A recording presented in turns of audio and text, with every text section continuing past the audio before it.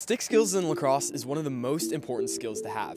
You can be super athletic and super good at scoring goals, but at the end of the day, if you can't share the ball with your teammates, you're not going to reach your full potential. Today, I'm going to be showing you a quick little routine that you can do to improve your stick skills. And improving your stick skills does not take a lot of work. It can be just 10 to 15 minutes every other day, and you'll see a big improvement. Let's get into it.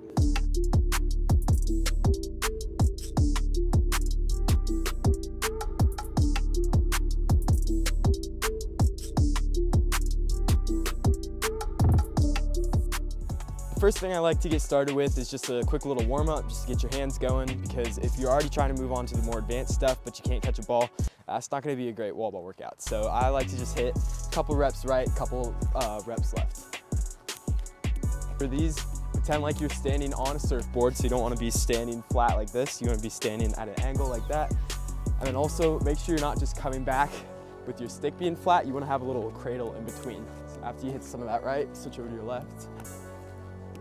So after you hit that, we're gonna practice switching our hands and catching at the same time. Catch right, switch, throw left, catch left, and just like switching like that.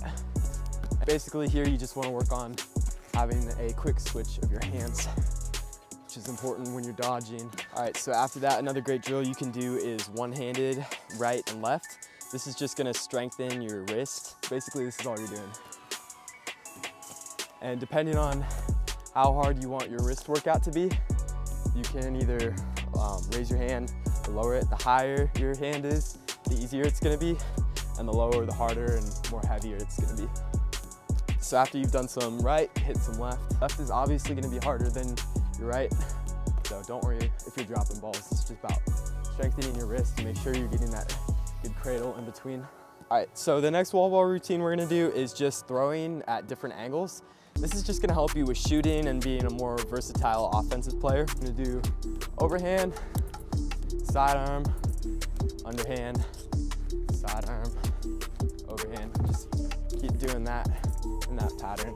And if you wanna back up a little bit more for this one, just to have a little bit more space. And then I think it's a really big thing to be able to do everything that you can in your right and your left hand. Even if you're not as good as your right hand, that's totally okay, but just work on it. So that's pretty much all I do for my routine workout. That should make your basic stick skills a lot better, but you also want to work on your creativity. I like to hit some behind the backs, do this for a couple reps, and I like to move on to my shovel passes. You can alternate between that if you want, or just do one at a time. Work on your around the worlds. And another good drill that you can do, you don't really need this in your game, but coaches do like to see it, is one-handed catching. So I kind of like to do low to high with my right hand.